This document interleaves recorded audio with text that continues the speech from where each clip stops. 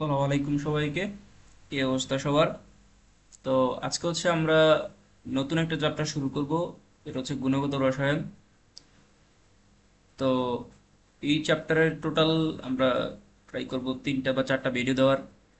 তো আজকে আমরা বেসিক্যালি রাদারফোর্ড পরমাণু মডেল, বোর পরমাণু মডেল, তারপরে হচ্ছে বর্ণালীর যে অঞ্চলটা আছে ওইগুলো হচ্ছে আমরা শেষ করার ট্রাই করব।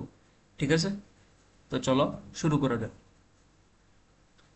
তো প্রথমে আমরা দেখব হচ্ছে রাদারফোর্ড পরমাণু মডেল। তো রাদারফোর্ড পরমাণু মডেলে আসলে একটা এক্সপেরিমেন্ট করা হয়েছিল, যেটাকে আমরা বলি হচ্ছে আলফা কণা বিচ্ছুরণ পরীক্ষা। তো আসলে সেখানে কি কি ইউজ করা হয়েছিল? সেখানে একটা আলফা কণা ইউজ করা হয়েছিল। আলফা কণা, আলফা কণা কোনটা? আলফা কণা হচ্ছে একটা হিলিয়াম নিউক্লিয়াস, দ্বিধনাত্মক হিলিয়াম নিউক্লিয়াস। হিলিয়ামের আণবিক ভর হচ্ছে 4, আর হচ্ছে তার পারমাণবিক সংখ্যা হচ্ছে 2, এটা তো আমরা জানি। তো এই দ্বিধনাত্মক হিলিয়াম নিউক্লিয়াসকে বলা হয় হচ্ছে আলফা কণা। ঠিক আছে, অর্থাৎ এর একটা পজিটিভ আয়ন। আর কি কি ইউজ করা হয়েছে? আর ইউজ করা হয়েছে একটা পাতলা সোনার পাত। পাতলা সোনার পাত ইউজ করা হয়েছে। আর কি ইউজ করা হয়েছে? আরেকটা ইউজ করা হয়েছে হচ্ছে জিঙ্ক সালফেট পর্দা ইউজ করা হয়েছে। ঠিক আছে, আচ্ছা। তো এগুলা ব্যবহার করে রাদারফোর্ড হচ্ছে একটা এক্সপেরিমেন্ট করছে, দেন ওইখান থেকে হচ্ছে কিছু মন্তব্য তিনি পেশ করছে, যেগুলো হচ্ছে রাদারফোর্ড পরমাণু মডেল হিসেবে পরিচিত। তো এখন কি এক্সপেরিমেন্ট করছে? সে এই জিঙ্ক সালফেট পর্দা এখানে নিচে ধরো,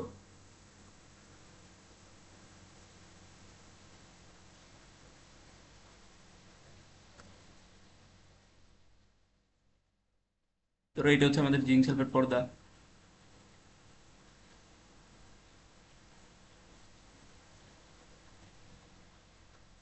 এটা হচ্ছে আমাদের জিঙ্ক সালফেট পর্দা, ধরে নাও।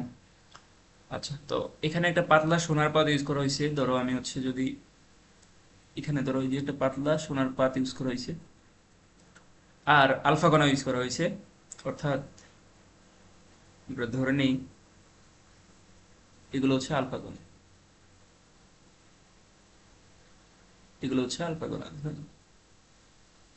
ঠিক আছে, তো তারপরে যেটা ঘটছে যে তুমি যখন আলফা কণাকে বিচ্ছুরণ করবা, অর্থাৎ এগুলো হচ্ছে সব পজিটিভ আলফা কণা,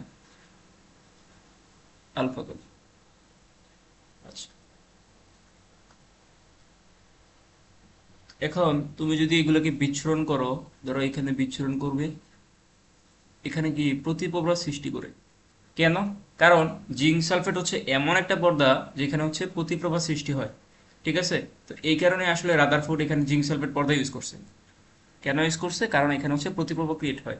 আচ্ছা, তো এইটা এখানে বিচ্ছুরণ করলাম, এখানে কি হচ্ছে প্রতিপ্রবাহ সৃষ্টি করলো। আচ্ছা, মানে প্রতিপ্রবাহ কাইন্ড অফ ঝলক আর কি, একটা ঝলক, একটা বর্ণ সৃষ্টি করতে পারে। এখন এইটা হচ্ছে এখানে সংঘর্ষ হবে, হয়ে হচ্ছে এখানে চলে আসলো। এটা ধরো এখানে চলে আসলো, এটা হচ্ছে এখানে চলে আসলো। ঠিক আছে, তাহলে দেখো, একটা হচ্ছে সংঘর্ষ হইলো। তাহলে রাদারফোর্ড এই এক্সপেরিমেন্টের সাহায্যে কিছু মন্তব্য হচ্ছে তিনি পেশ করছেন। সেই মন্তব্যগুলো যদি আমরা একটু দেখি, তিনি বলছেন যে পরমাণুর ভেতরে বেশিরভাগ জায়গায় ফাঁকা। কিভাবে তিনি এই কথাটা বলছেন? দেখো, মাত্র একটা আলফা কণা আমার হচ্ছে সংঘর্ষ হয়েছে, বাকিগুলো সবগুলোই কিন্তু, এখানে কিন্তু আরো কণা ছিল, আমি কিন্তু এখানে দেখাই নাই। ঠিক আছে, মানে খুবই কম পরিমাণের কণা হচ্ছে এই আলফা কণা, এই পাতলা সোনার পাতে হচ্ছে সংঘর্ষ হয়, বাকি সবগুলোই হচ্ছে এখানে গিয়ে প্রতিপ্রভাব সৃষ্টি করে। তাহলে তিনি বলছেন যে আসলে এই পুরাটাই হচ্ছে বেসিক্যালি, মানে বেশিরভাগ জায়গায় আসলে ফাঁকা। ঠিক আছে, বেশিরভাগ জায়গায় আসলে ফাঁকা, তিনি এই কথাটা প্রথমে বলছেন। তারপরে 2 নম্বরে তিনি বলছেন যে আসলে পরমাণুর কেন্দ্রস্থলে একটা ধনাত্মক চার্জ বিশিষ্ট ভারী বস্তু বিদ্যমান। একটু খেয়াল করে, এখানে দুইটা কথা বলছে, একটা হচ্ছে ধনাত্মক চার্জ বিশিষ্ট এবং আরেকটা বলছে ভারী বস্তু। দেখো, আলফা কণা কি? আলফা কণাগুলো ধনাত্মক আধান বিশিষ্ট না? আলফা কণা তো ধনাত্মক আধান বিশিষ্ট, এই এটা নিয়ে আমাদের কোনো সন্দেহ নাই।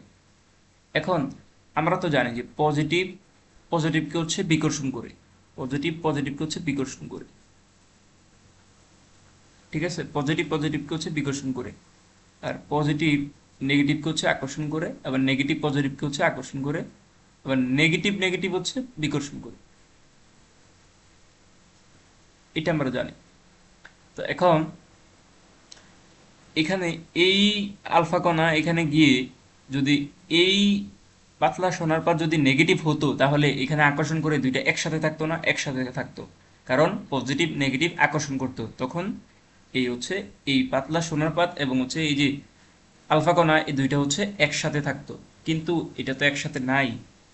এই কারণে আমি বলতে পারতেছি যে এই যে পাতলা সোনার পাত যেটা ইউজ করা হয়েছিল, এটা আসলে একটা ধনাত্মক চার্জ বিশিষ্ট। ঠিক আছে, যেহেতু এখানে হচ্ছে বিকর্ষণ করছে, তাহলে আমি বলতে পারি যে আসলে পরমাণু কেন্দ্রস্থলে একটা ধনাত্মক চার্জ বিশিষ্ট বস্তু বিদ্যমান। এখন এটা ভারী কিভাবে হয়? দেখো, ভারী না হলে কি আর আলফা কণা এখানে সংঘর্ষ হয়ে এত দূরে চলে যায়? তাই তো, এটা বোঝাই যায়। এটা হচ্ছে ভারী বস্তু। আচ্ছা, ঠিক আছে। এবং এই ভারী বস্তুটাকে রাদারফোর্ড নিউক্লিয়াস হিসেবে আখ্যায়িত করছে। কি হিসেবে আখ্যায়িত করছে? নিউক্লিয়াস হিসেবে আখ্যায়িত করছে। এবং এই নিউক্লিয়াসের ভর হচ্ছে এই পরমাণুর ভরের প্রায় সেম সেম। ঠিক আছে। 3 নম্বরে কথা বলছে, তিনি হচ্ছে যে বলছে সৌরজগতে সূর্যকে কেন্দ্র করে বিভিন্ন কক্ষপথে যেমন ইলেকট্রনগুলো, সরি, গ্রহগুলা ঘুরে, সৌরজগতে সূর্যকে কেন্দ্র করে যেমন গ্রহগুলো ঘুরে, তেমনি নিউক্লিয়াসকে কেন্দ্র করে ইলেকট্রনগুলো ঘুরে। এই কথাটা তিনি বলছেন। লাস্ট একটা কথা বলছেন যে ইলেকট্রন কক্ষপথে ঘুরার সময় নির্দিষ্ট মানের শক্তি শোষণ বা বিকিরণ করে। ঠিক আছে, অর্থাৎ একটা ইলেকট্রন যখন এই নিউক্লিয়াসকে কেন্দ্র করে ঘুরে, তখন হচ্ছে শক্তির শোষণ বা বিকিরণ ঘটে। এই কথাগুলো তিনি হচ্ছে তার মডেলে উল্লেখ করছেন। ঠিক আছে। এখন এই মডেলের কিছু সমস্যা আছে। সমস্যাগুলো কি? সমস্যা হচ্ছে তিনি এই ইলেকট্রনগুলো যে ঘুরে, ইলেকট্রন তো বলছে যে নিউক্লিয়াসকে কেন্দ্র করে ঘুরে, ধরো এটা হচ্ছে নিউক্লিয়াস, এই নিউক্লিয়াসকে কেন্দ্র করে ঘুরে ইলেকট্রনগুলো। বাট কোন পথে ঘুরে? সে কি বৃত্তাকার পথে ঘুরে, নাকি অন্য কোনো নাকি সে হচ্ছে ধরো একটা হচ্ছে আয়ত শেপে ঘুরে, না কোন শেপে ঘুরে? এই আকার এবং আকৃতি কিছুই সে হচ্ছে ব্যাখ্যা দিতে পারেনি, ধারণা দিতে পারেনি। এটা হচ্ছে রাদারফোর্ড পরমাণু মডেলের সীমাবদ্ধতা বা ত্রুটি। 2 নম্বর পয়েন্ট হচ্ছে যে এই যে গ্রহের সাথে ইলেকট্রনের তুলনা ঠিক ছিল না। কেন ঠিক ছিল না? কারণ গ্রহগুলা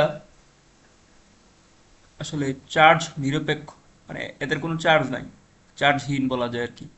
গ্রহগুলা চার্জহীন, কিন্তু ইলেকট্রনগুলোর কিন্তু একটা চার্জ আছে।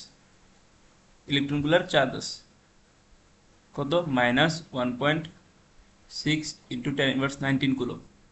এটা আমরা পরে দেখবো, সমস্যা নাই।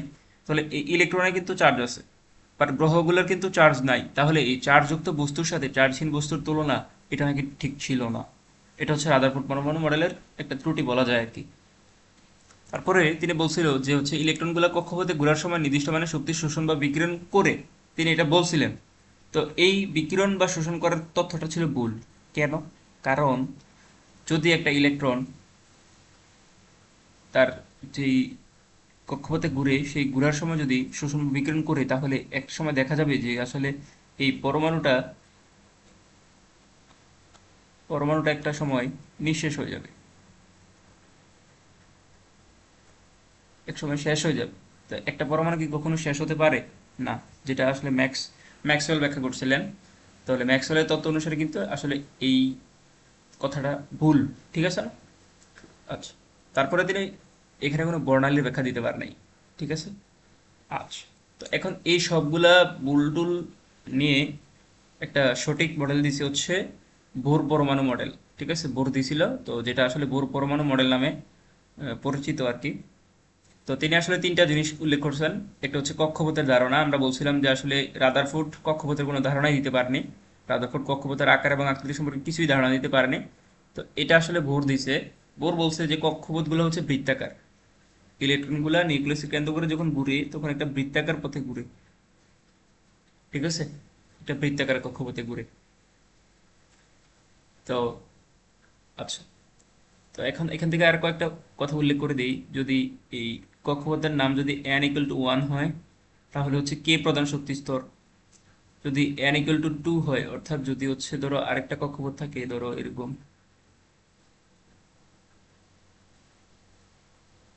তাহলে এল প্রধান শক্তি স্তর, এন ইকুয়াল টু 3 হলে এম প্রধান শক্তি স্তর, এন ইকুয়াল টু 4 হলে এন প্রধান শক্তি স্তর।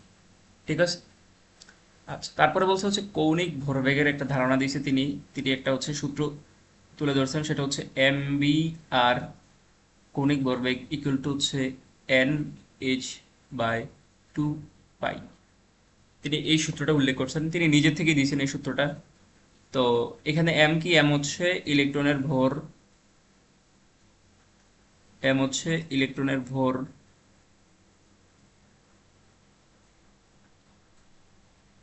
বি হচ্ছে ইলেকট্রনের বেগ, আর হচ্ছে ব্যাসার্ধ, এন হচ্ছে এই যে এন হচ্ছে বলছি কক্ষপথের সংখ্যা, এইচ হচ্ছে প্লাঙ্ক ধ্রুবক। এইচ এর মানটা একটু লিখে দেই, এইচ ইকুয়াল টু হচ্ছে 6.626 ইন্টু 10⁻34 জুল সেকেন্ড। ঠিক আছে। আচ্ছা, এই ভি কি, বি হচ্ছে বেগ অর্থাৎ ইলেকট্রনের বেগ, ইলেকট্রনের বেগ, আর হচ্ছে ব্যাসার্ধ, আর হচ্ছে ব্যাসার্ধ অর্থাৎ যেই কক্ষপথে ঘুরে ওই কক্ষপথের ব্যাসার্ধ আর কি। ঠিক আছে। ইলেকট্রন একটা কক্ষপথে ঘুরে না, তো এই কক্ষপথের যে ব্যাসার্ধ সেটা হচ্ছে আর। আর ইলেকট্রনগুলা যেই ব্যাগে ঘুরে সেটাকে আমরা বলতেছি হচ্ছে বি, আর ইলেকট্রনের যে ভর সেটাকে আমরা বলতেছি হচ্ছে এম। তো এটাই হচ্ছে আসলে ভর দিছিল। ঠিক আছে। তো তারপরে 3 নম্বরে বলছিল যে রাদারফোর্ড বলছিল কি, ইলেকট্রনগুলো ঘোরা কক্ষপথে ঘোরার সময় নির্দিষ্ট মানে শক্তি শোষণ বা বিকিরণ করে, তো এই তথ্যটা ভুল ছিল। তো এখন এই বোর হচ্ছে এই তথ্যটা একটু ঠিক করে দিছিলেন। তিনি বলছে যে আসলে একটা কক্ষপথে ইলেকট্রনগুলো ঘোরার সময় কোনো শক্তি শোষণ বা বিকিরণ করে না। ঠিক আছে, করে না। বাট যখন ইলেকট্রন উচ্চ শক্তি স্তর থেকে, উচ্চ শক্তি স্তর কোনটাকে বলতেছি, ধরো দুইটা দুইটা হচ্ছে কক্ষপথ আছে, তো এখানে যখন ধরো এটা হচ্ছে উচ্চ, হ্যাঁ এটা হচ্ছে ধরো এখানে আপাতত উচ্চ, আর এটা আমরা ধরে নিই হচ্ছে নিম্ন। তো যখন ইলেকট্রন উচ্চ শক্তি স্তর থেকে নিম্ন শক্তি স্তরে যায়, তখন তখন শক্তির আমার হচ্ছে তখন শক্তি বিকিরণ করে, বিকিরণ করে অর্থাৎ শক্তি নির্গত হয় আর কি। আর যখন সে হচ্ছে নিম্ন শক্তি স্তর থেকে ইলেকট্রন যদি উচ্চ শক্তি স্তরে কখনো যায়, কখনো যদি যায়, তখন শক্তি হচ্ছে শোষণ ঘটে, শোষণ ঘটে অর্থাৎ শোষিত হয়, শক্তি তখন শোষিত হয়। তো এটা মনে রাখার একটা টেকনিক আছে, যে দেখো তুমি যদি কেউ যদি ধরো উচ্চ পর্যায় থেকে নিম্ন পর্যায়ে গেল, তখন কি হয় আসলে সে হচ্ছে বেকার হয়ে পড়ে, বেকার থেকে মনে রাখবা বিকিরণ। আর যখন কেউ ধরো নিম্ন পদ থেকে ধরো উচ্চ পদে গেল, তখন আমরা তাকে হচ্ছে সবাই সার সার বলি, তো সার থেকে মনে রাখবো হচ্ছে শোষণ। এটা হচ্ছে আমার মনে একটা টেকনিক, আমি বলে দিলাম আর কি।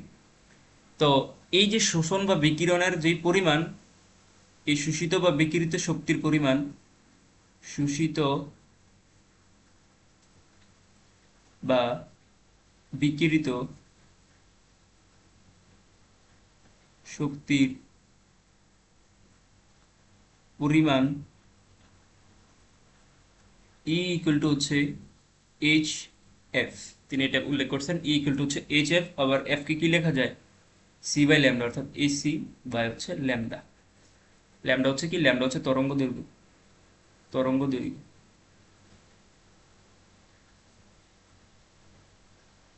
তরঙ্গ দৈর্ঘ্য। আর এই এফ কি, এফ হচ্ছে কম্পাঙ্ক। আচ্ছা ঠিক আছে।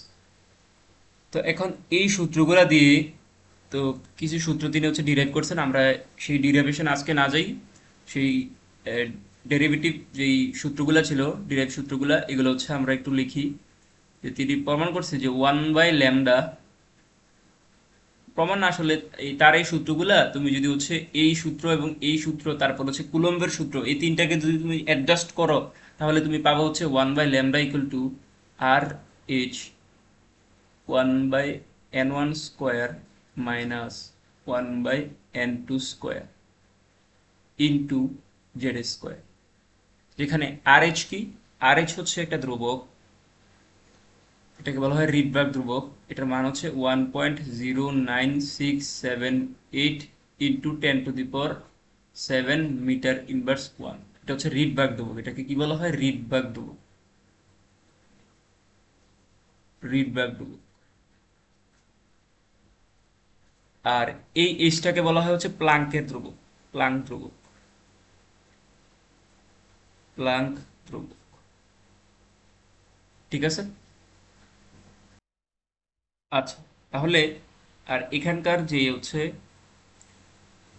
জেড, এই জেড কি, এই জেড হচ্ছে পারমাণবিক সংখ্যা, পারমাণবিক সংখ্যা। ঠিক আছে, পারমাণবিক সংখ্যা। আচ্ছা, এই এন ওয়ান কি, এন ওয়ান হচ্ছে নিম্ন শক্তি স্তর, এন টু হচ্ছে উচ্চ শক্তি স্তর। এন ওয়ান হচ্ছে কি, এন ওয়ান হচ্ছে, আমি এখানে এখানে লিখে দিই, এন ওয়ান হচ্ছে নিম্ন শক্তি স্তর,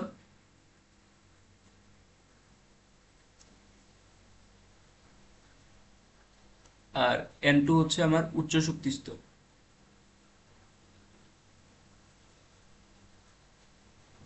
ওকে। আচ্ছা, তো আরেকটা সূত্র তিনি দাঁড় করাইছেন, দেখো এটা হচ্ছে দেখে দেখে বোঝা যায়। দেখো এখানকার এইটা যদি আর ওয়ান হয়, এইটা যদি ধরো আর টু হয়, তাহলে আমি অবশ্যই বলতে পারি আর টু অবশ্যই কি আর ওয়ান থেকে বড়।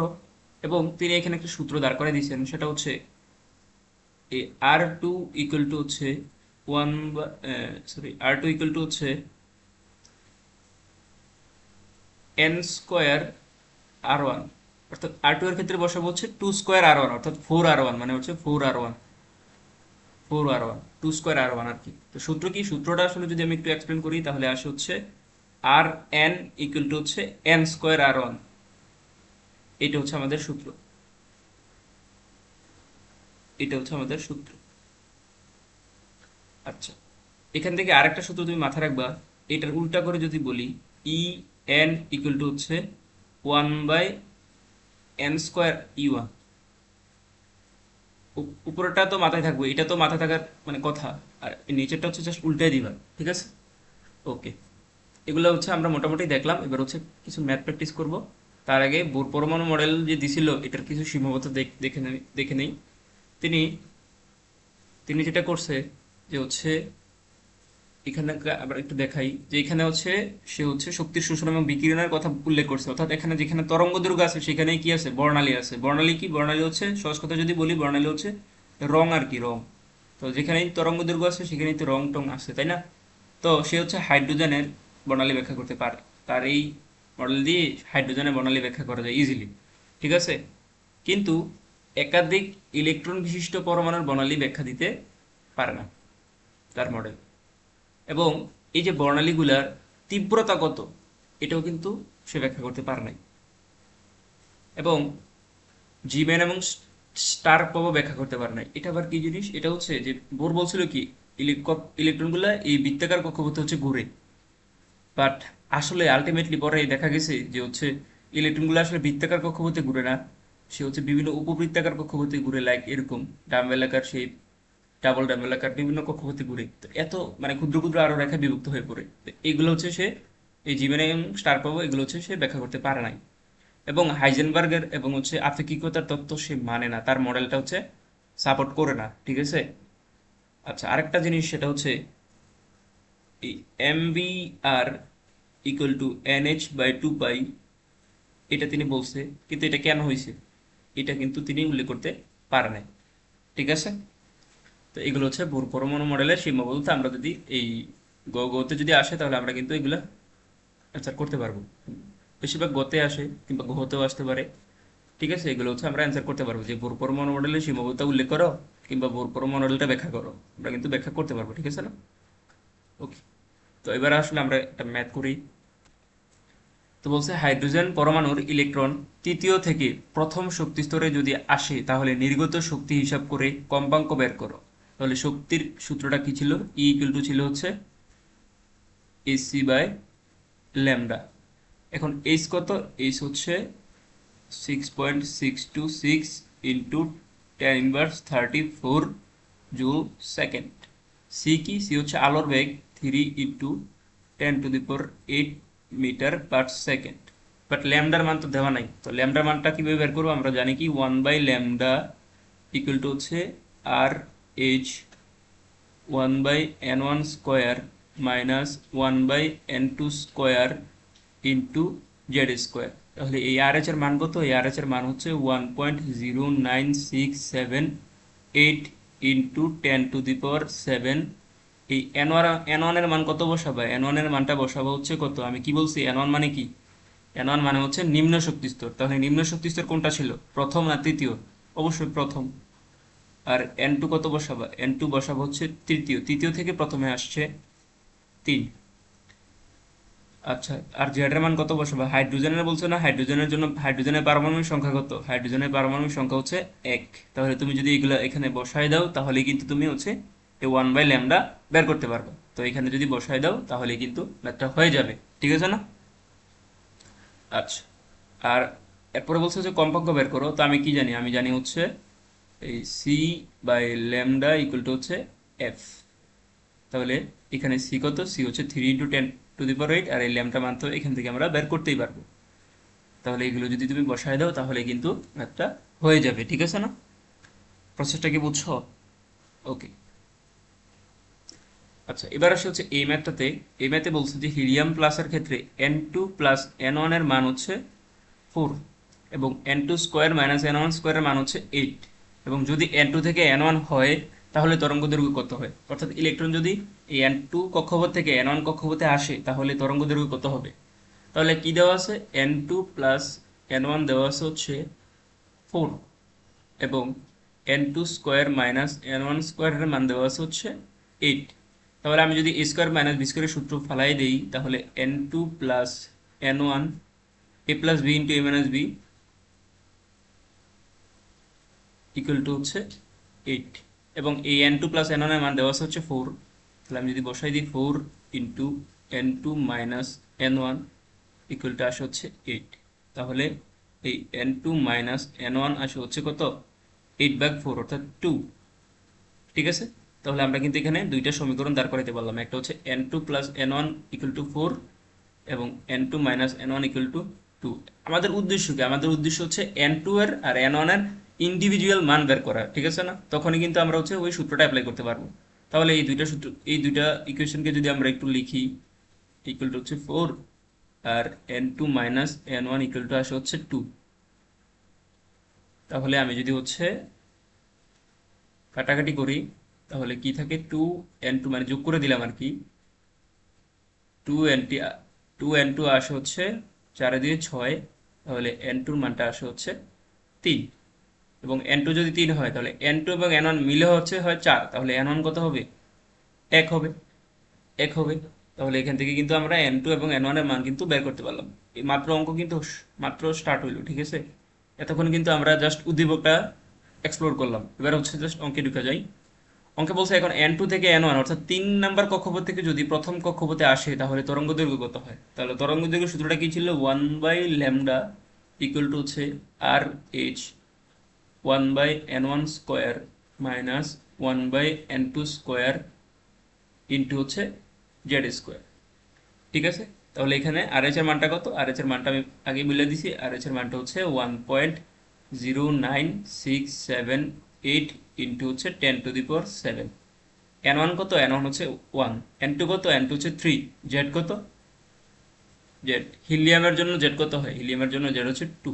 তাহলে এগুলো যদি বসায় দাও তাহলে কিন্তু তরঙ্গ দৈর্ঘ্যের মানটা পেয়ে যাবে। অর্থাৎ 1/λ পাবা আর কি। 1/λ ইকুয়াল টু হচ্ছে কিছু একটা পাবা, দেন এখান থেকে ল্যামডার মানটা বের করতে পারো। ল্যামডার মানটা বের করতে পারবো অর্থাৎ 1/এটা। ঠিক আছে? আচ্ছা, তো এবার আমরা দেখবো হচ্ছে হাইড্রোজেনের একটা বর্ণালী সিরিজ আমরা দেখব। তো হাইড্রোজেনের ক্ষেত্রে ধরো এখানে n ইকুয়াল টু হচ্ছে 1। এখানে যে আমি যদি লাল কালি ইউজ করি, এখানে n2 হচ্ছে 2, n হচ্ছে 2, এখানে n হচ্ছে 3। আচ্ছা, ঠিক আছে। তো যখন যখন আমার n1 ইকুয়াল টু ধরো 1 এবং n2 ধরো হচ্ছে যে কোনো হতে পারে, ধরো 2, 3, 4, 5 হয়, তখন আমাদের যেই সিরিজটা ক্রিয়েট করে সেটা হচ্ছে লাইম্যান সিরিজ। সেটা কি? Lyman series. তখন হয় হচ্ছে লাইম্যান সিরিজ। এই সিরিজটা আসলে কিসের সিরিজ? এটা আসলে হচ্ছে তরঙ্গ দৈর্ঘ্যের একটা সিরিজ। ঠিক আছে? তরঙ্গ দৈর্ঘ্যের একটা সিরিজ। বর্ণালীর আর কি সিরিজ, তো সেটাকে আমরা বলতেছি হচ্ছে লাইম্যান সিরিজ। আর যখন এন ওয়ান এর মানটা আসলে হচ্ছে 2 হয়, আর এন টুর মানটা ধরো 3, 4, 5, 6 হয়, তখন আমরা বলি হচ্ছে বামার সিরিজ। ঠিক আছে, তখন আমরা বলি হচ্ছে বামার সিরিজ, তখন আমরা বলি হচ্ছে বামার সিরিজ। যখন এন ওয়ান 3 হয় তখন আমরা বলি পাস চেন, 4 হলে হয় ব্র্যাকেট, 5 হলে হচ্ছে পান্ট, তারপরে আছে হচ্ছে হামফ্রিজ, এগুলো আছে লাগবে না। তো মোটামুটি এই হচ্ছে আমাদের হাইড্রোজেনের বর্ণালী সিরিজ। তো এখান থেকে যেটা পড়া আছে সেটা হচ্ছে, দেখো, যদি ধরো যদি এন ওয়ান ইকুয়াল টু ধরো 2 হয় এবং এন টু ধরো 5 হয়, ঠিক আছে, অর্থাৎ এখানে এন ওয়ান হচ্ছে 2 এবং এন টু ধরো 5, 5 মানে হচ্ছে এই যে এখান থেকে 5, তার মানে এই যে এই রেখাটা ইন্ডিকেট করতেছি আমি, এই রেখাটা হচ্ছে ইন্ডিকেট করতেছি, এই রেখাটা আমি ইন্ডিকেট করতেছি। তাহলে এই রেখাটা কত number line? 1 number, 2 number, 3 number line না? 3 নাম্বার লাইন, 3 নাম্বার লাইন। তাহলে এটাকে আমি তখন বলি হচ্ছে 3 নং লাইন, ঠিক আছে। যদি এন টু ইকুয়াল টু 6 হতো তখন আমরা বলতাম হচ্ছে, ধরো এই যে এইটা যখন হইতো তখন আমরা বলতাম হচ্ছে 4 নাম্বার লাইন, 4 নাম্বার লাইন। তাহলে এটা নির্ণয়ের আসলে টেকনিকটা কি? এটা নির্ণয়ের টেকনিকটা হচ্ছে এন টু ইকুয়াল টু হচ্ছে N one plus line number. তাহলে এখান থেকে যদি লেখা যায় যে লাইন নং ইকুয়াল টু হচ্ছে N two minus N one, অর্থাৎ এন টু থেকে যদি আমি এন ওয়ানকে বিয়োগ করে দিই তাহলেই হচ্ছে লাইন নাম্বার পেয়ে যাবো, ঠিক আছে। এটা হচ্ছে পরীক্ষায় মাঝে মাঝে লাইন থেকে প্রশ্ন চলে আসে, ঠিক আছে, এটা হচ্ছে আমাদের একটু মনে রাখা লাগবে। আচ্ছা, ঠিক আছে, তাহলে এবার একটা ম্যাথ সলভ করা যাক। বলছে যে হাইড্রোজেন পরমাণুর লাইম্যান সিরিজের দ্বিতীয় লাইনের জন্য যে তরঙ্গদৈর্ঘ্য উৎপন্ন হয়, সেই তরঙ্গদৈর্ঘ্যের সমান তরঙ্গদৈর্ঘ্য যদি কোনো একটা পরমাণুর আয়নের পাশ্চেন সিরিজের ষষ্ঠ লাইনের জন্য উৎপন্ন হয় তাহলে পরমাণুটি নির্ণয় করো। অনেক বড় একটা কোশ্চেন, তো আমরা এটাকে একটু সহজ করি। তো লাইম্যান সিরিজের জন্য আমরা কি জানি, এন ওয়ান ইকুয়াল টু হয় হচ্ছে 1, এবং দ্বিতীয় লাইন বলছে, তাহলে আমি কি জানি, আমি জানি হচ্ছে এন টু ইকুয়াল টু হচ্ছে এন ওয়ান প্লাস লাইন নম্বর, আমি এটা জানি, তাই না। এই যে এখানে লিখছি এন টু ইকুয়াল টু হচ্ছে N one plus line number, তাহলে এটা হচ্ছে লিখলাম। তাহলে এন ওয়ান কত? এন ওয়ান হচ্ছে 1 এবং লাইন নম্বর কত? দ্বিতীয় লাইন, তাহলে 2, তাহলে থাকে হচ্ছে 3। এবং এটা কার জন্য? এটা হচ্ছে হাইড্রোজেনের জন্য। তো এখানকার যে তরঙ্গদৈর্ঘ্য উৎপন্ন হয় সেটা যদি আমি লিখি, তাহলে আমি লিখি হচ্ছে 1/λ equal to R H 1/n1 square minus 1/n2 square into হচ্ছে জেড স্কোয়ার। তাহলে এখানে আর এইচ কত? আর এইচ, আচ্ছা থাক, আর এইচ থাক এখানে। এন ওয়ান কত? এন ওয়ান হচ্ছে 1, তাহলে 1/1 স্কোয়ার মাইনাস এন টু কত? এন টু হচ্ছে 3, তাহলে 3 স্কোয়ার। আর জেড কত? হাইড্রোজেনের জন্য জেড হচ্ছে 1, তাহলে এখানে থাকলো 1। তাহলে এটা যদি আমি ক্যালকুলেশন করি তাহলে আসে হচ্ছে কত? এই 1/λ ইকুয়াল টু হচ্ছে এখানকার 1 মাইনাস, মানে আর এইচ থাকলো, আর এই 1 মাইনাস 1/9, এইটা আসলো। তাহলে 1/λ ইকুয়াল টু হয় হচ্ছে 9, 9 মাইনাস 1 অর্থাৎ 8, এত আর এইচ, এইটা থাকে, ঠিক আছে না। এটা হচ্ছে হাইড্রোজেনের জন্য আমরা বার করলাম। এখন বলছে যে যদি কোনো একটা পরমাণুর আয়নের পাঁচচেন সিরিজের ষষ্ঠ লাইনের জন্য উৎপন্ন হয় সেম তরঙ্গদৈর্ঘ্য, তাহলে পরমাণুটি নির্ণয় করো। আচ্ছা, যদি কোনো পরমাণুর আয়নের পাঁচচেন সিরিজ, তো পাঁচচেন সিরিজের জন্য আমার এন ওয়ান কত হয়? এখানে বলছি না, পাঁচচেন সিরিজের জন্য এন ওয়ান হয় হচ্ছে 3, তাহলে এন ওয়ান হয় হচ্ছে 3। তাহলে এন টু কত হবে? এন টু হবে হচ্ছে N one plus line number, তাহলে এন ওয়ান কত? এন ওয়ান হচ্ছে 3, আর লাইন নম্বর কত? লাইন নম্বর হচ্ছে ষষ্ঠ লাইন, তাহলে 6, তাহলে আসে হচ্ছে 9। তাহলে এখান থেকে 1/λ ইকুয়াল টু আমরা কি লিখি? 1 R H 1/n1 square minus 1/n2 square into হচ্ছে জেড স্কোয়ার। তাহলে আর এইচ থাকলো, এই এন ওয়ান এর জায়গায় আমরা বসাই দিই 3 স্কোয়ার মাইনাস এন টু জায়গায় বসাই দিই 9 square into Z square. Z কত? জেড হচ্ছে আমরা জানি না, যেহেতু আমরা জানি না আসলে এটা কোন পরমাণু আমরা তো জানি না, তাহলে এটা হচ্ছে 1/λ মান। তাহলে 1/3² মাইনাস 1/9² আমি যদি ক্যালকুলেটরে বসাই দিই তাহলে পাবো হচ্ছে 8/81, 8/81 পাবো। ক্যালকুলেটরে বসাই দাও তাহলে পাবো হচ্ছে 8/81। তাহলে এত আর এইচ ইন্টু Z², এটা থাকলো, এটা হচ্ছে 1/λ মান। তাহলে আমাকে বলছে না তরঙ্গ দৈর্ঘ্যের সমান তরঙ্গ দৈর্ঘ্য, অর্থাৎ তরঙ্গ দৈর্ঘ্য দুইটারই সমান। তাহলে আমি লিখতে পারি না যে হচ্ছে এই যে এখানকার যে এইটা, এখানকার যেই এইটা, এই দুইটা সমান, ওই লিখতে পারি না। এখানকার এই যে এইটা আর এখানকার হচ্ছে এইটা, এই দুইটা হচ্ছে সমান, যেহেতু তরঙ্গ দৈর্ঘ্য সমান। তাহলে আমি লিখি যে হচ্ছে 8RH/9 ইকুয়াল টু হচ্ছে 8/81 RH ইন্টু Z²। ঠিক আছে, তাহলে আমরা একটু কাটাকাটি করতে পারি। এই আর এইচ কাটাকাটি চলে গেল, তারপর হচ্ছে এই আট কাটাকাটি চলে গেল।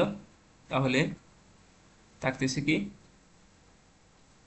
থাকতেছে হচ্ছে এই, এখানে থাকতেছে 1/9, এখানে থাকতেছে হচ্ছে 1/81 আর হচ্ছে Z²।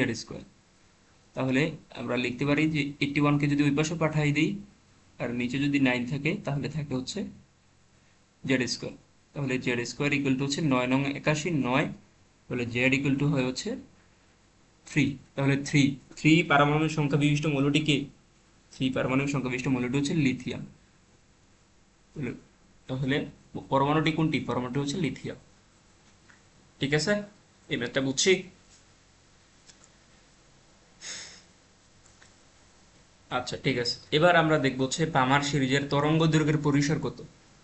আচ্ছা, এই জিনিসটা বোঝার আগে আমরা একটু এক্সপ্লেন করি বামার সিরিজের তরঙ্গ দৈর্ঘ্যের পরিসর। এই যে বামার সিরিজ হচ্ছে এই যে এখানে, এখানে হচ্ছে বামার সিরিজ, এটা হচ্ছে বামার সিরিজ। তো বামার সিরিজে আসলে কি হয়, একটা হচ্ছে এই যে এটা, এইখানকার জন্য কি হয়, এখানকার জন্য ধরো আমি যদি বলি যে যখন আমার ধরো এই ই মিনিমাম হয়, তখন আসলে কি হয়, তখন আসলে আমার N1 তো N1ই থাকলো, আর এই N2টা হয়ে যায় হচ্ছে N1+R1, just plus R1। Just তুমি যদি এক যোগ করো তাহলেই তুমি একবারে সর্বনিম্ন শক্তির তরঙ্গ দৈর্ঘ্য পাবা। আর তুমি যদি ম্যাক্সিমাম পাইতে চাও তাহলে N1 তো N1ই থাকলো, এই N2 পাবা হচ্ছে N1 প্লাস সর্বোচ্চ সংখ্যাটা যোগ করে দিবা, সর্বোচ্চ সংখ্যা, সর্বনিম্ন সংখ্যা হচ্ছে 1 আর সর্বোচ্চ সংখ্যা হচ্ছে ইনফিনিটি, ইনফিনিটি যোগ করে দিলে। ঠিক আছে, আর মিনিমাম কখন পাবা, মিনিমাম কখন পাবা, যখন হচ্ছে আমরা কি জানি ইকুয়াল টু হচ্ছে AC/λ। তাহলে তুমি আর ল্যামডার একটা ব্যস্তানুপাতিক সম্পর্ক দেখতে পাচ্ছ। তাহলে যদি মিনিমাম হয় তাহলে ল্যামডা হবে ম্যাক্সিমাম, ল্যামডা হবে ম্যাক্সিমাম। আর যদি ম্যাক্সিমাম হয় তাহলে ল্যামডা হবে মিনিমাম। সিম্পল। তাহলে ল্যামডা মিনিমাম কত, ল্যামডা মিনিমাম কত, ল্যামডা মিনিমাম হচ্ছে 1/λ মিনিমাম, 1/λ মিনিমাম ইকুয়াল টু হচ্ছে RH 1/N1² minus 1/N2² into হচ্ছে Z²। এবং বামার সিরিজ আমি বলছি যে এগুলো হচ্ছে সব হাইড্রোজেনের জন্য, তাহলে হাইড্রোজেনের জন্য Z ইকুয়াল টু 1, এটা লেখা যে কথা না লেখা সেম কথা। তাহলে এখানে যদি তুমি RH এর মানটা বসাই দাও 1.0967 ইন্টু 10⁻⁷, যদি বসাই দাও N1 এর মান যদি তুমি বসা হচ্ছে, বামার সিরিজ বলছে না, বামার সিরিজের জন্য N1 কত, বামার সিরিজের জন্য N1 হচ্ছে 2। তাহলে N1 যদি 2 বসাই দাও, N2 যদি বসাবা কত, 2 প্লাস ল্যামডা মিনিমাম, তো তাহলে 2 প্লাস ইনফিনিটি মানে হচ্ছে ইনফিনিটি, তাহলে ইনফিনিটি বসাই দাও। তাহলে 1/∞ ইকুয়াল টু হচ্ছে 0। তাহলে কি থাকতেছে, যদি লিখি RH 1/2² মানে হচ্ছে 4 মাইনাস 1/∞ মানে হচ্ছে 0।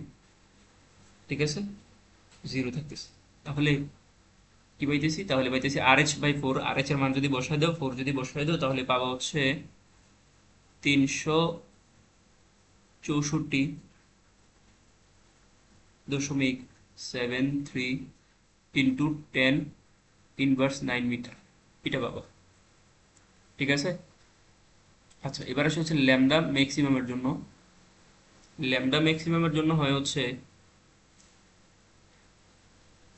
1/λ maximum equal to RH 1/n1 square minus 1/n2 square. ঠিক আছে, তাহলে n1 কত, n1 হচ্ছে 2, তাহলে 1/4 মাইনাস n2 কত, এই ল্যামডা ম্যাক্সিমামের জন্য হচ্ছে এটা। তাহলে n2 কত, n1 থেকে জাস্ট 1 যোগ করে দিবে অর্থাৎ 3, তাহলে 1/3 মানে হচ্ছে 9। তাহলে তুমি যদি ক্যালকুলেটর বসায় দাও সবগুলা, তাহলে পাবা হচ্ছে,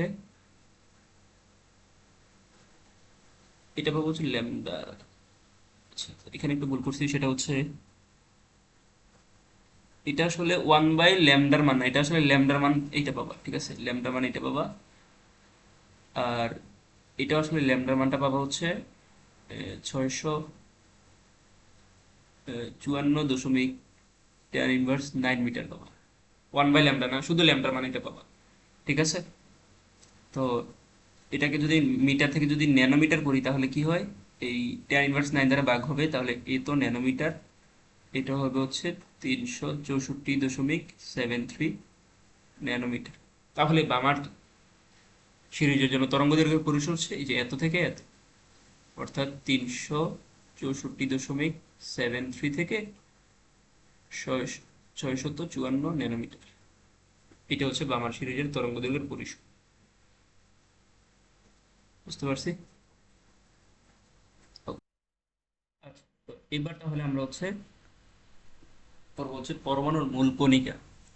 তো পরমাণু আসলে তিনটা মূল কণিকা আছে, তিন টাইপের মূল কণিকা আছে। ধরো স্থায়ী আছে, অস্থায়ী আছে এবং হচ্ছে কম্পোজিট আছে। তো স্থায়ী কারা, আমরা সবাই জানি ইলেকট্রন, প্রোটন এবং হচ্ছে নিউট্রন, এই তিনটা হচ্ছে স্থায়ী। আর কম্পোজিট কারা, কম্পোজিট হচ্ছে আলফা আর হচ্ছে ডিউটেরন। আলফা কোনটা, আলফা হচ্ছে 4 2 হিলিয়াম 2+, আর আরেকটা হচ্ছে ডিউটেরন। ডিউটেরনের সংকেত হচ্ছে 2 1 হাইড্রোজেন। ডিউটেরন, এটাকে বলতেছে হচ্ছে ডিউটেরন। ঠিক আছে, আমি একটু নামটা বলে দিই, deuteron. Deuteron, not deuterium. Deuterium কিন্তু না, আবার ডিউটেরিয়াম হচ্ছে আরেকটা অন্য জিনিস। ঠিক আছে, ডিউটেরন হচ্ছে কম্পোজিট কণা, আর বাকি যা আছে সব হচ্ছে অস্থায়ী কণা।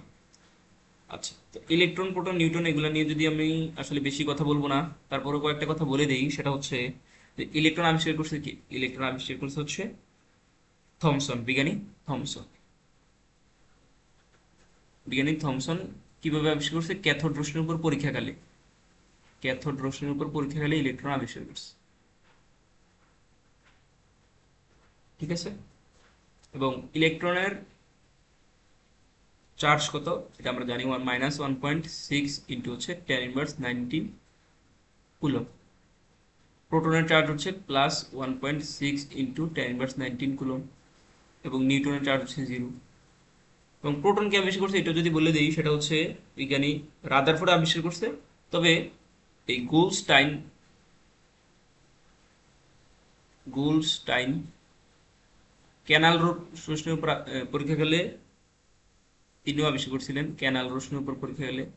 এমনিতে আবিষ্কারক বলা হয় আসলে হচ্ছে এই রাদারফোর্ডকে, কারণ তার মডেলে এই প্রোটন সম্পর্কে একটু বিস্তারিত মানে বলা টলা আছে, নিউক্লিয়াস সম্পর্কে বলা টলা আছে। তো তারপরেও গোলস্টাইনকেও আবিষ্কারক বলা হয় আর কি। আচ্ছা, ঠিক আছে। আর নিউটন আবিষ্কার করছে হচ্ছে বিজ্ঞানী চ্যাডউইক। বিজ্ঞানী চ্যাডউইক, হ্যাঁ, বিজ্ঞানী চ্যাডউইক। ওকে। আচ্ছা, ঠিক আছে। ওকে।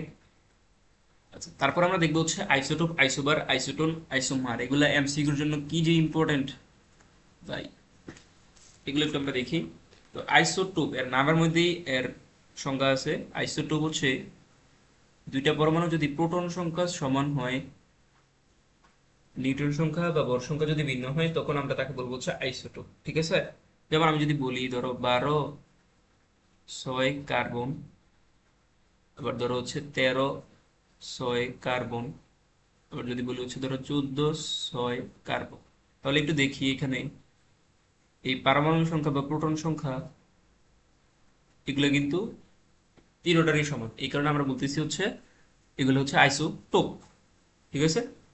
আচ্ছা, আইসো বার কি তাহলে? আইসো বার হচ্ছে কি ভর সংখ্যা সমান, ভর সংখ্যা সমান, প্রোটন সংখ্যা সমান ভর সংখ্যা সমান। ঠিক আছে। এবার উদাহরণ যদি দেই তাহলে আসা হচ্ছে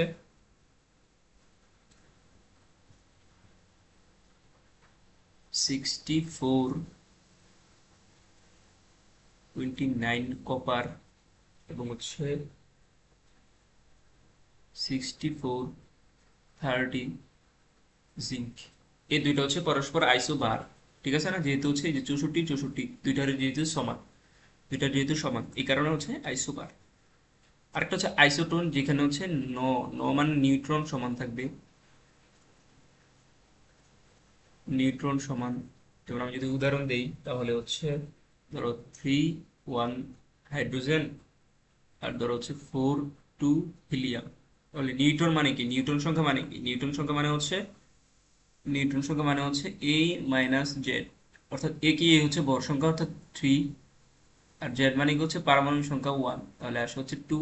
এবার এটার ক্ষেত্রে যদি দেখি নিউটন এন ইকুয়াল টু আসে হচ্ছে এ মাইনাস জেড, তাহলে এ কত, এ হচ্ছে 4, জেড হচ্ছে 2, তাহলে আসে হচ্ছে 2।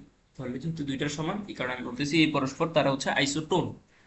আর আইসোমার হচ্ছে সবই সমান, বাট তেজস্ক্রিয় ধর্মের কিছু ডিফারেন্স আছে। যেমন ধরো 82 35 বি, আর আরেকটা হচ্ছে 82 35 বি আর, দুইটাই সেম বাট দুইটার তেজস্ক্রিয় ধর্ম ভিন্ন আছে। ঠিক আছে, একই জিনিস বাট হচ্ছে তেজস্ক্রিয় ধর্ম অথবা একটু ডিফারেন্স আছে আর কি। তো মোটামুটি এই চারটা টার্ম আমরা দেখলাম। তারপরে আমরা দেখবো হচ্ছে বর্ণালীর অঞ্চলগুলা। তো মোটামুটি এগুলো হচ্ছে আমাদের বর্ণালীর অঞ্চল। তো আমরা একটু কুইকলি শেষ করবো এই জিনিসগুলা। তো এই সিরিয়ালটা একটু মনে রাখতে হবে, এই যেই সিরিয়াল আছে এই সিরিয়ালে মনে রাখতে হবে। তো এটা মনে রাখার একটা টেকনিক আছে, মাগরিব দিয়ে মনে রাখতে পারবা। মাগরিব, মতে মহাজাগতিক, গতে গামা, রতে রঞ্জন, বতে বেগুনি মানে অতি বেগুনি। ঠিক আছে। তো বাকিগুলো মনে রাখার টেকনিক। তারপর হচ্ছে দৃশ্যমান, মানে যেটা আমরা দেখি 7 রং দৃশ্যমান। হ্যাঁ, দৃশ্যমানের পর অবলোহিত, দেন মাইক্রোওয়েভ বেতার, মাইক্রোওয়েভ বেতার এই দুইটা মনে থাকবে, আর দৃশ্যমান তারপর অবলোহিত, অবলোহিত। ঠিক আছে। আচ্ছা ঠিক আছে। তো এদের রেঞ্জ যদি আমরা দেখি, তরঙ্গ দৈর্ঘ্যের তরঙ্গ দৈর্ঘ্যের পরিসর যদি আমরা একটু দেখি, তাহলে মহাজাগতিকের হচ্ছে 0.00005-এর কম, এত ন্যানোমিটারেরও কম। গামার যদি দেখি তাহলে হচ্ছে 0.01 ন্যানোমিটারেরও কম। ঠিক আছে। আর রঞ্জন বা এক্স রে যেটাকে আমরা বলতেছি সেটা হচ্ছে 0.01 থেকে 10 ন্যানোমিটার। ঠিক আছে। অতিবেগুনি তাহলে কি হবে, এই 10 থেকে 380 ন্যানোমিটার। দৃশ্যমান তাহলে কি হবে, এই 380 থেকে 780 ন্যানোমিটার। একবার তুমি যদি চোখ দিয়ে ক্যাপচার করো তাহলে মানগুলো কিন্তু মনে থাকবে, আমারই মানগুলো মনে আছে অনেকদিন, অনেকদিন যাবত এই মানগুলো মনে আছে, তোমারও মনে থাকবে, তুমি যদি একবার চোখ দিয়ে জিনিসগুলো ফিল করতে পারবা। হ্যাঁ, দৃশ্যমান হচ্ছে 380 থেকে 780, তাহলে অবলোহিত হবে হচ্ছে 780 থেকে 10⁶ ঠিক আছে, 10⁶ আর মাইক্রোওয়েভ হচ্ছে এই 10⁶ থেকে 1 মিটার। বেতার হবে হচ্ছে 1 মিটার থেকে 10 কিলোমিটার। ঠিক আছে। তাহলে এটা হচ্ছে আমাদের তরঙ্গ দৈর্ঘ্যের পরিসরগুলো আমরা দেখলাম বর্ণালী অঞ্চলগুলোর ক্ষেত্রে। আচ্ছা, এবার এগুলো একটু ব্যবহার যদি একটু দেখি, তাহলে এই অবলোহিতের ব্যবহারটা আমরা একটু দেখি এখানে। অবলোহিত আসলে জ্যোতির্বিদ্যায় কাজে লাগে, জ্যোতির্বিদ্যায় কাজে লাগে। এবং এই জ্যোতির্বিদ্যা কিভাবে কাজে লাগে, ধরো অপটিক্যাল ফাইবারের মাধ্যমে যোগাযোগ, একটু অপটিক্যাল ফাইবারের মাধ্যমে যোগাযোগ।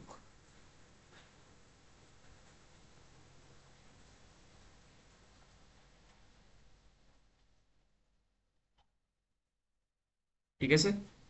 তারপরে আছে হচ্ছে ধরো মাংসপেশির ব্যথা ও টান।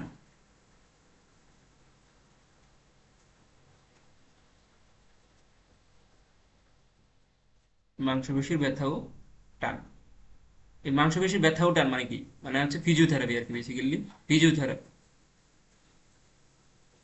ফিজিওথেরাপি এগুলো একটু মনে রাখবা, এগুলো হচ্ছে অবলোহিতর ব্যবহার, ঠিক আছে? অবলোহিত রশ্মির ব্যবহার।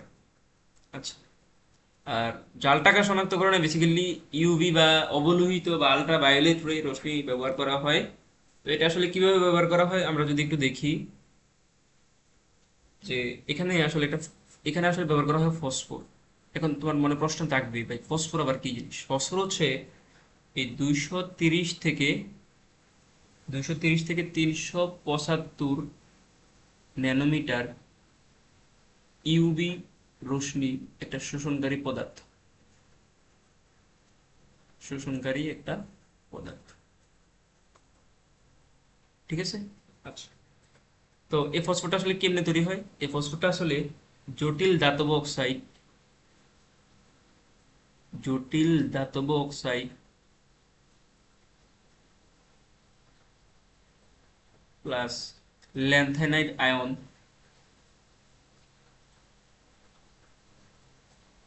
এর মাধ্যমে তৈরি করা হয় আর কি, ঠিক আছে? আচ্ছা। তো জিনিসটা কিরকম, ধরো এখানে ধরো হচ্ছে এই টাকাটা আছে, এটা ধরো টাকা, এটা ধরো টাকা। তো এখানে ধরো হচ্ছে এই ফসফর দিলা, অর্থাৎ এই যে ইউভি রশ্মি দিলা, মানে টাকার সাথে ধরো ফসফর আছে, এখানে ধরো এই ফসফর আছে এবং টাকা আছে, ফসফর। তো এখানকার ধরো হচ্ছে ইউভি রশ্মি দিলা, এই যে ইউভি রশ্মি দিলা, ফসফর আছে, আর এখানে টাকা আছে, এখানে টাকা আছে, ফসফর আছে, অ্যাডজাস্ট করে দিলাম। এখন ইউভি রশ্মি দিলা, ইউভি রশ্মি যখন দিবা তখন হচ্ছে এই ফসফর যেটা করে সে হচ্ছে প্রতিপ্রভা সৃষ্টি করে। প্রতিপ্রভা মানে হচ্ছে ধরো টাইপ অফ রিফ্লেকশন। ধরো এই একটা রিফ্লেকশন সৃষ্টি করে। প্রতিপ্রভা মানে হচ্ছে, আমি যদি বলি যে প্রতিপ্রভা কি আসলে, প্রতিপ্রভা আসলে তুমি যেই বর্ণের যেই মানে ইয়ারই দেও না কেন, আলো ইয়া দেও না কেন, তুমি হচ্ছে একটা দৃশ্যমান আলো, মানে যে সাত রঙের যেটা আমরা বলি, এই সাত রঙের আলো হচ্ছে রিফ্লেক্ট করবে। এটা আসলে প্রতিপ্রভা। আর অনুপ্রভা কি তাহলে? অনুপ্রভা এটাই, একই কাজ, একই কাজ, বাট একটা হচ্ছে টাইম বেশি লাগে, একটা টাইম কম লাগে আর কি, ঠিক আছে? অনুপ্রভার ক্ষেত্রে একটু টাইম বেশি লাগে, আর এই প্রতিপ্রভার ক্ষেত্রে টাইম অনেক কম লাগে, যেটা হচ্ছে 10⁻15 সেকেন্ড লাগে আর কি। আর এটা হচ্ছে কয়েক মিনিট বা কয়েক সেকেন্ড লাগে আর কি। আচ্ছা। তো এখন এই যে দিলাম ইউভি রশ্মি দিলাম, দেন হচ্ছে একটা দৃশ্যমান আলো আইলো। তো এখন দৃশ্যমান আলো দেখে কিন্তু আমি বলতে পারবো যে এটা আসলে এই জাল না কি রিয়েল, ঠিক আছে? তো কেমনে বলতে পারবো? তো ধরো বাংলাদেশে যে টাকাগুলো আছে, বাংলাদেশে যে টাকাগুলো আছে সেগুলোতে আসলে এই তিনটা রঙের ইয়া হয়, বেগুনি, বেগুনি, হলুদ এবং হচ্ছে লাল। এই তিনটা কালার শো করে। যদি এই তিনটা কালার শো করে তখন তুমি বলবা যে হ্যাঁ এই টাকাগুলো রিয়েল, ঠিক আছে? তো এটা মনে রাখার একটা টেকনিক আছে, বেহুলা দিয়ে তুমি মনে রাখবা। বেহুলা, বেতে বেগুনি, হুতে হলুদ, লাতে লাল। এই তিনটা কালার যদি শো করে তখন তুমি ধরে নেবা যে হচ্ছে আমার হচ্ছে এই টাকাগুলো রিয়েল, বাংলাদেশের টাকাগুলো রিয়েল, মানে বাংলাদেশের যে টাকাগুলো আছে, নোটগুলো আছে। তবে মনে রাখবা যে 1,000 টাকার যে নোটগুলো আছে, 1,000 টাকায় লাল, লাল থাকবে না, মানে লাল বর্ণের ইয়া করবে না, ঠিক আছে? লাল করবে না। মনে রাখবো 1,000 লাল চিনে না, এরকম আর একটা জিনিস মনে রাখতে পারো। আচ্ছা। আর আমেরিকার যেই ডলারগুলো আছে এগুলোর কথা যদি একটু বলি, আমেরিকার যে ডলারগুলো আছে এগুলা মনে রাখবো হচ্ছে এই নীলাই সহকর্মী, এই এটা দিয়ে তুমি মনে রাখতে পারো, নীলাই সহকর্মী, এই নিমোনিকটা দিয়ে তুমি মনে রাখতে পারো। তো নীলা মানে নীল, নীল যেটা হচ্ছে $5, এই $5 ক্ষেত্রে নীল বর্ণের হচ্ছে আলো বিকিরণ করবে। লাতে লাল, যেটা হচ্ছে $10। হ্যাঁ, শতে সবুজ, সেটা হচ্ছে $20, 5, 10, $20। হতে হলুদ, যেটা হচ্ছে $50। আর কতে কমলা, সেটা হচ্ছে $100। $100, ওকে? কমতে কমলা আর কি, গেল এগুলা। এগুলো হচ্ছে আমেরিকার ডলারের ক্ষেত্রে, আর এগুলো হচ্ছে বাংলাদেশের টাকার ক্ষেত্রে এই এই বর্ণের আলো হচ্ছে রিফ্লেক্ট করে। ঠিক আছে। আচ্ছা, তারপরে আছে হচ্ছে অবলোহিত বা আইআর। তো অবলোহিত বা আইআর এর কথা আমি এখানেও কিছু বলছি, যে জ্যোতির্বিদ্যায় অপটিক্যাল ফাইবারের মাধ্যমে যোগাযোগ, মাংসপেশির ব্যথা উঠান, ফিজিওথেরাপি এগুলোর ক্ষেত্রে ব্যবহার করা হয়। আমি বলছি কিছু কথাবার্তা, তো এগুলোর একটু এক্সপ্লোর যদি করা ট্রাই করি। তো অবলোহিত আসলে তিন টাইপের হয়: নিয়ার আইআর, মিডল আইআর এবং হচ্ছে ফার আইআর। নিয়ার আইআর কি হবে? ওই যে 780 থেকে 2500 ন্যানোমিটার, এটা হচ্ছে নিয়ার আইআর। আর এই 2500 থেকে 25,000 ন্যানোমিটার হচ্ছে মিডল আইআর। আর ফায়ার হচ্ছে 25,000 থেকে কত হবে, এই যে লাস্টে কত, 10⁶, তাহলে হচ্ছে, সরি, 10⁶, তাহলে হচ্ছে 10⁶ এবং এর ব্যবহারটা যদি বলি, নিয়ার আইয়ার হচ্ছে বেসিক্যালি ত্বকের সমস্যা এবং হচ্ছে মস্তিষ্কের সমস্যা এখানে ব্যবহার করা হয়। ঠিক আছে। তো এখানে আসলে ত্বকের সমস্যাটা আসলে ত্বককে হচ্ছে সে ত্বককে উত্তপ্ত করতে ব্যবহার করা হয়। আর মিডল আয়ার হচ্ছে যে জৈব যৌগের কার্যকরী মূলক শনাক্তকরণ আছে না, যে ধরুন এই অ্যালকোহল, অ্যালডিহাইড এগুলো শনাক্তকরণে ব্যবহার করা হয়। জৈব জৈব যৌগের কার্যকরী মূলক শনাক্তকরণে, জৈব যৌগের কার্যকরী মূলক শনাক্তকরণে ব্যবহার করা। ঠিক আছে। আর ফার আয়ার যেটা আমরা বলতেছি সেটা আসলে এটাও ত্বকের করে, বাট এটা হচ্ছে ত্বকে তাপীয় অনুভূতি যোগায়। তাপীয় অনুভূতি যোগায়। তো এখান থেকে এমসিকিউ এটা আসতে পারে, নিচের কোনটি তাপীয় অনুভূতি যোগায়, নিচের কোনটি ত্বকে উত্তপ্ত করে। একটা বেশ লাগতেই পারে। হ্যাঁ, এটা মনে রাখার টেকনিক হচ্ছে, অনুভূতির ইংরেজি কি? অনুভূতির ইংরেজি হচ্ছে ফিলিং, না? ফিলিং। তো এই ফিলিং এর এফ তে মনে রাখবা এই এফ আর এর এফ। ঠিক আছে, এখান থেকে তুমি মনে রাখতে পারো। এবং এটা আসলে এই ভার মানে হচ্ছে, কেন এটার নাম ভার বলা হয়েছে, কারণ এটা হচ্ছে ত্বকের 4 সেন্টিমিটার গভীরেও ঢুকতে পারে, গভীরেও ঢুকতে পারে।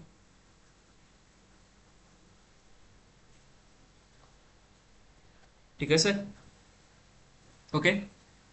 তো এই পর্যন্তই থাক আজকে। টাটা।